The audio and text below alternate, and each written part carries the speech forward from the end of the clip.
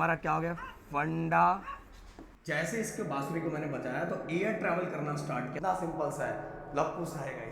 So guys ये वाला lecture बहुत इंपॉर्टेंट है क्योंकि इसके अंदर ये इंपॉर्टेंट टॉपिक मैं आपको करवाने वाला जो है मैं vibration produce in a string, तो बहुत इंपॉर्टेंट है। अगर ये समझ में आ गया तो आगे आने वाले 2-3 टॉपिक वो भी बहुत क्लियर हो जाएंगे, तो प्लीज़ इसको बहुत ध्यान से देखना।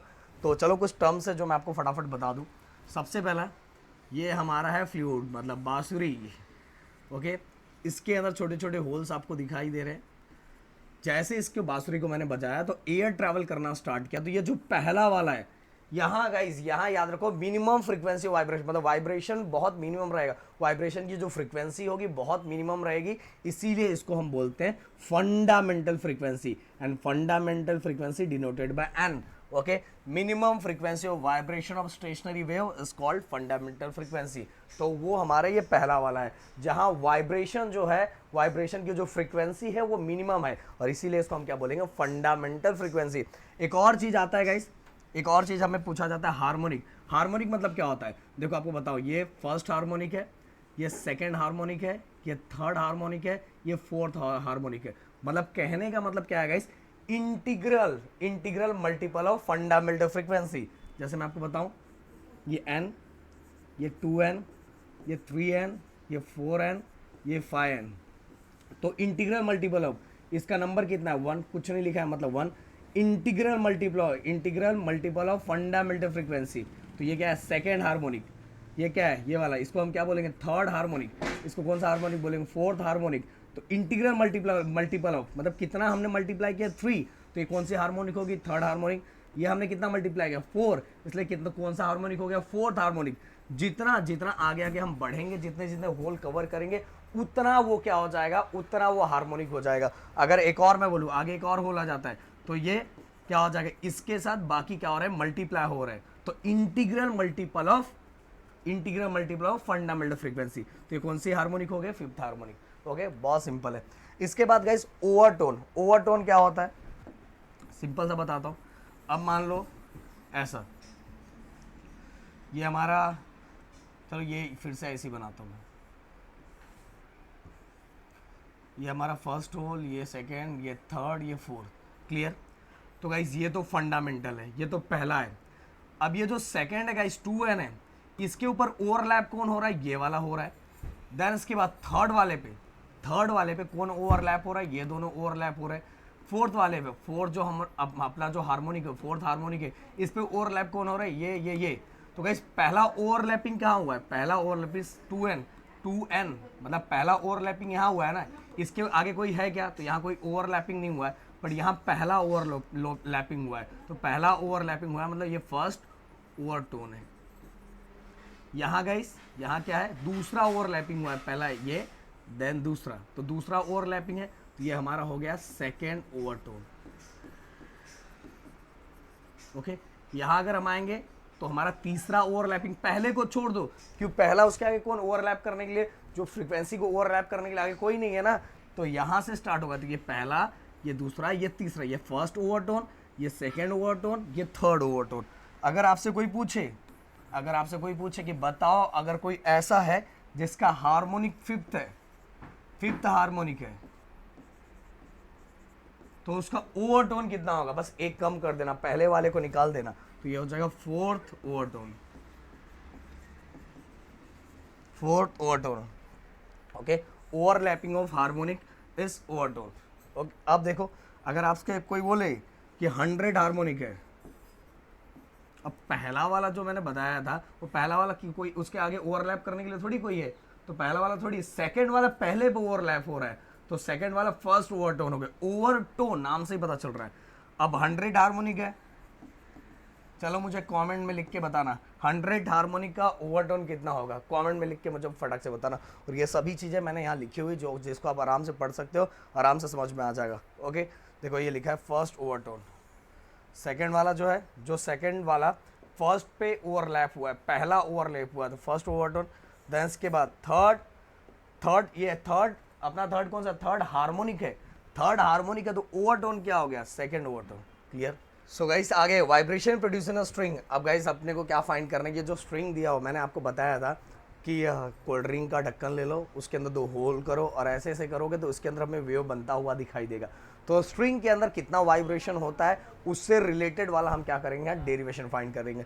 मान लो एक ऐसा स्ट्रिंग है जिसमें ये एक ही यही वाला वेव बस बन रहा है, एक ऐसा स्ट्रिंग है जिसके अंदर ये 2 लूप बनता हुआ हमें दिखाई दे रहा है, एक ऐसा स्ट्रिंग है जिसके अंदर 1 लूप, 2 लूप और एक और लूप होता है यहाँ 3, ये टोटल 3 लूप बनाई दे रहे हैं। तो इसके अंदर कितना वाइब्रेशन होगा उससे रिलेटेड हमें क्या करना है, एक डेरिवेशन फाइंड करना है, जो बहुत ही ज़्यादा सिंपल है, बहुत ज़्यादा सिंपल है। एग्जाम में यही हेडिंग आएगा, वाइब्रेशन प्रोड्यूस इन स्ट्रिंग, या तो ये भी आ सकता है derive first overtone, second overtone, third overtone, इस तरह से भी मैं यहाँ समझाऊंगा, बताऊंगा, बहुत सिंपल है। तो देखो आई, अब ध्यान दो, ये आपको ये देखो, ये पूरे लूप का कितना लेंथ है, मैंने आप सभी को बताया था, एक यहाँ याद रखो, ये ऐसे ऐसे, फिर से एक बार याद दिलाता हूँ। ओके, ये पूरा कंप्लीट एक वेव माना जाता है और इसका लेंथ क्या होता है, एल होता है, और इसका लेंथ कितना हो जाएगा, लैम्बडा। क्लियर, ये मैंने आपको बताया था। ये कंप्लीट ये क्या है, ये पूरा वेव लेंथ, और wave length denoted by lambda. But इसी को मैं हाफ कर दूं, अगर मैं इसी को हाफ कर दूं तो इसका वेवलेंथ कितना हो जाएगा, इसका वेवलेंथ हो जाएगा लैम्बडा का हाफ कितना हो जाएगा, लैम्बडा बाय 2।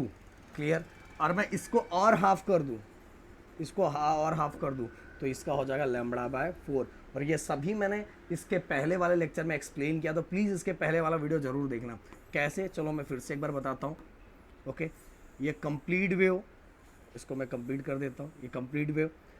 अब गाइस इसके अंदर टोटल 4 पार्ट, 1 2 3, ये देखो 1 2 3 4, इसीलिए जब मैं एक पार्ट लेता हूँ ना, इतना सा ही पार्ट लेता हूँ तो होता है lambda by 4। Okay, lambda by 4 एक पार्ट, टोटल 4 पार्ट में डिवाइड, टोटल वेव लेंथ को 4 पार्ट में डिवाइड किया ना, इसलिए बस अगर इतना सा है, इतना सा दिया हुआ है तो उसका लेंथ कितना होगा, लैम्बडा बाय 4। अगर कंप्लीट है तो ये हो गया लैम्बडा, हाफ है तो लैम्बडा बाय 2। ये याद रखना, ये याद रखोगे तो सॉल्व करना बहुत ज़्यादा आसान हो जाएगा। तो चलो फटाफट स्टार्ट करते हैं। सबसे पहले वाइब्रेशन स्ट्रिंग, सबसे पहले ये देखो, ये मुझे बताओ कि ये पूरे स्ट्रिंग का, ये स्ट्रिंग का लेंथ हमें लेंथ फाइंड करना है। ये जो पहला वाला कंडीशन दिया हुआ लेंथ, तो लेंथ कितना है, L equal to lambda by 2। एक ही है ना, ये देखो, ये वाला मैंने बताया था ना आपको, ये लूप है, तो ये लूप का लेंथ कितना है, मैंने अभी बताया lambda by 2, lambda by 2। 2L यहाँ मल्टीप्लाई किया मैंने, और 2L मल्टीप्लाई किया तो मुझे किसकी वैल्यू मिली, लैम्बडा की वैल्यू मिली। ओके, ये तो आपको पता है, समझ में आ रहा है लैम्बडा की वैल्यू। सर पर ये क्यों फाइंड किया, हमें तो वाइब्रेशन फाइंड करना है ना। रुके रहो ना एक मिनट, हम लिखेंगे वी नो दैट, ये अपने को पता है, जिसको नहीं पता है तो भाई वो याद कर लो, 9th स्टैंडर्ड में पढ़ा था हमने। We know that V equal to n lambda. Okay, n lambda. और गाइज हमें तो क्या निकालना है, हमें तो फ्रिक्वेंसी निकालना है, तो हम इसको ऐसे का ऐसा ही रखेंगे, ऐसे का ऐसे रखेंगे। ये लैम्बडा कहाँ चला जाएगा, मल्टीप्लाई में इक्वल की साइड आएगा तो डिवाइड हो जाएगा, डिवाइड हो गया। ओके, समझ में आया, ये अपने को पता है। अब हमें लैम्बडा की वैल्यू ऑलरेडी मैंने ऊपर निकाल ली है, इसको दे दो फर्स्ट, लैम्बडा की वैल्यू ऑलरेडी निकाली जो यहाँ पुट करेंगे। और ये जो गाइस है वेलोसिटी ऑफ ट्रांसवर्स वेव, इसकी भी वैल्यू आप लोगों को पता है, आप लोगों ने पिछले साल पढ़ा हुआ था। बट अगर जिसको नहीं पता है तो मैं यहाँ बता देता हूँ, इसकी वैल्यू होती है T/m। T/m, T मतलब टेंशन, m मतलब मास पर unit length of a string, ये है। तो बस अब सबकी वैल्यू पुट कर दो, ये देखो n इक्वल टू v की वैल्यू कितनी है, v की वैल्यू पहले मैं लिख देता हूँ T/m, और ये लैम्बडा नीचे है ना, तो 1 लैम्बडा कितना है, लैम्बडा की वैल्यू कितनी है 2L। ये देखो ध्यान से देखो एकदम अच्छे से, ये हमारा v का वैल्यू लिखा √2a/m, और लैम्बडा नीचे है तो 1/2L। ये बहुत इंपॉर्टेंट है क्योंकि इसी के कारण हम बाकी चीज़ें हम फाइंड करेंगे। अब गाइस ये क्या हो गया, ये हमारा हो गया फंडामेंटल फ्रीक्वेंसी, या तो हम बोल सकते हैं, हम बोलेंगे ये क्या हमारा क्या क्या हो गया, ये हमारा क्या हो गया, फंडामेंटल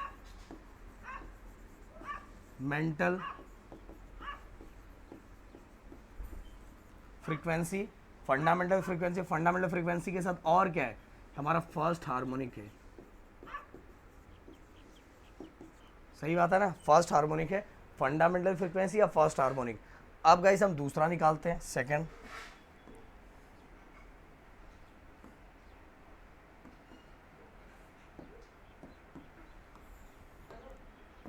सेकेंड वाला। अब देखो इसके अंदर भी same string, length of a string, length of a string denoted by L equal wavelength कितना है, okay, length of the string denoted by L, पर लेंथ कितना है, ये इतने को मैंने कितना बताया था, कितना लेते हैं हम लोग लेते हैं लैम्बडा बाय 2 प्लस एक और लूप है, इसको भी हम कितना लेंगे, लैम्बडा बाय 2। वैसे तो आप सभी को सर ने पूरा बताया था कि ऐसे कंप्लीट एक वेव होता है जिसकी वैल्यू कितनी होती है, लैम्बडा बताया था ना, तो आपको देख के पता चल रहा है ये पूरा क्या होगा, लैम्बडा ही होगा। फिर भी हम सॉल्व करेंगे, हाफ ऑफ ले, हमने ये लैम्बडा बाय 2 लिया है। तो देखो ये नीचे का डिनोमीटर सेम रहता है तो हम कॉमन ले लेते हैं, 1 लैम्बडा कितना हो गया, लैम्बडा 2 और 2 कैंसल इक्वल टू लैम्बडा, तो एल इक्वल टू कितना हो गया, लैम्बडा आ गया, एल की वैल्यू मिल गई। अगेन गाइस वही वाला formula, v equal to n lambda. अब ये हमारा फंडामेंटल फ्रीक्वेंसी था और ये दूसरा, इसको हम लोग ले लेते हैं n1। क्या ले लेते हैं, n1 ले लेते हैं। जनरली सब लोग क्या करते हैं पता है, लैम्बडा में भी लेते हैं, पर मैं इसको ऐसे ही रखूँगा, समझ में आया। तो n1 equal to v upon lambda. अब देखो गाइस v की वैल्यू ऑलरेडी सर ने बताया था क्या है, t अपॉन m, और लैम्बडा की वैल्यू कितनी है, लैम्बडा की सॉरी ये अपना लैम्बडा की वैल्यू कितनी है, l, तो ये हो गया l।